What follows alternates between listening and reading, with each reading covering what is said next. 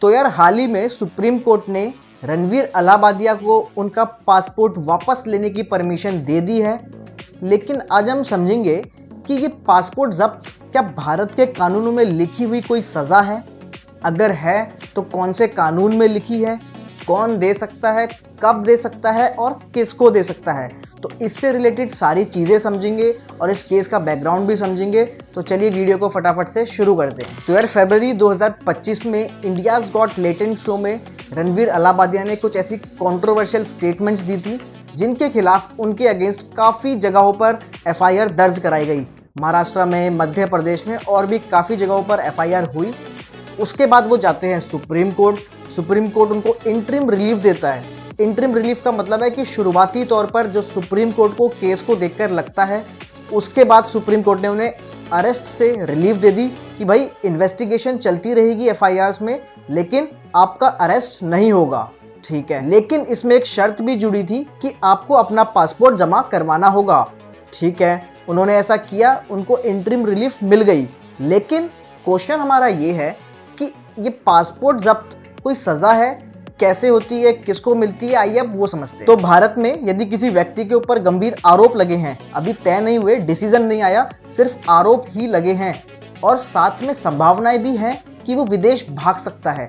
अब संभावनाएं कैसे होगी कि मान लीजिए उसका विदेश में आना जाना लगा रहता है, या फिर उसके ऊपर इतने गंभीर आरोप लगे हैं कि वो विदेश भागना ही ज्यादा सूटेबल समझेगा और उसके पास पासपोर्ट भी है। तो इन केसेस में कोर्ट पासपोर्ट जमा करवाने के लिए उस व्यक्ति को कह सकती है एज अ कंडीशन, या फिर जबरदस्ती भी उसका पासपोर्ट इंपाउंड किया जा सकता है, ठीक है। लेकिन ये लिखा कहां पर है?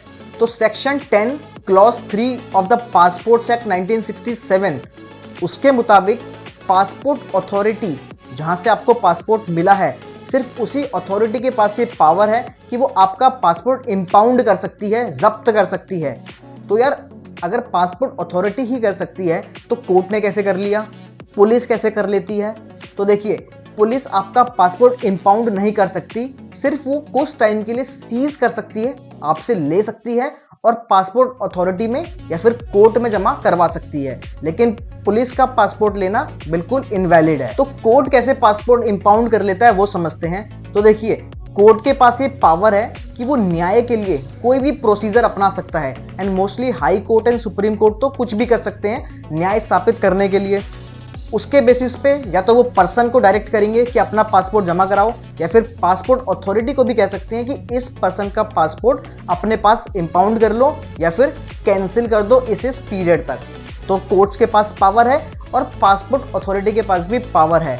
लेकिन कुछ केसेस ऐसे हुए हैं हमारे हिस्ट्री में, इंडियन हिस्ट्री में, जहां पर सुप्रीम कोर्ट ने यह बोला है, जैसे एक फेमस केस है Maneka Gandhi versus union of India. बहुत फेमस केस है, अगर आप लॉ बैकग्राउंड से हैं तो आपने इसका नाम जरूर सुना होगा।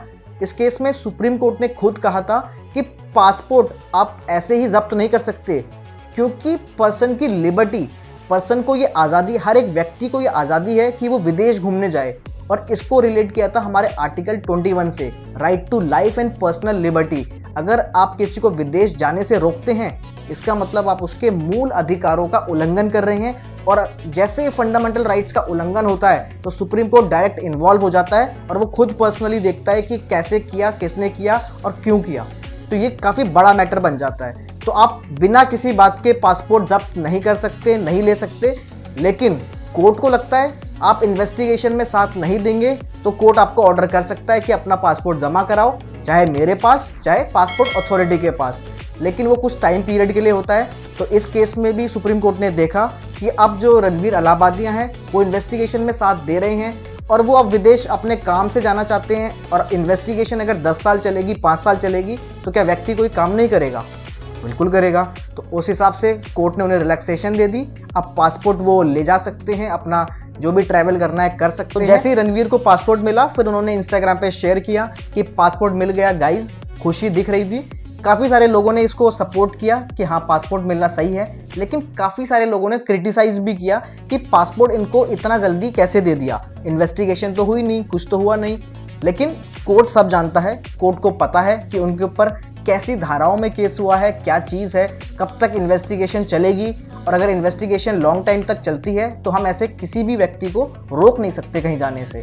ठीक है, तो इस वीडियो से हमने क्या सीखा उसे कंक्लूड कर लेते हैं।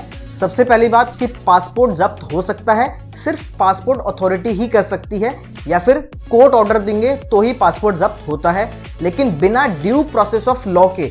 लॉ का एक ऐसा तरीका होना चाहिए आपके पासपोर्ट को जब्त करने का जो वैलिड हो, तभी किसी को रोका जा सकता है। अगर आप बिना बात के, बिना किसी को इन्फॉर्म करे अगर आप उसका पासपोर्ट जब्त करते हैं तो वो आपके फंडामेंटल राइट्स, मूल अधिकारों का उल्लंघन होगा। तो अगर वीडियो इन्फॉर्मेटिव लगा हो तो इसे जरूर लाइक कीजिए, शेयर कीजिए, चैनल को सब्सक्राइब जरूर कर लेना, बिकॉज ऐसी यूजफुल एंड लीगल कंटेंट आता रहता है।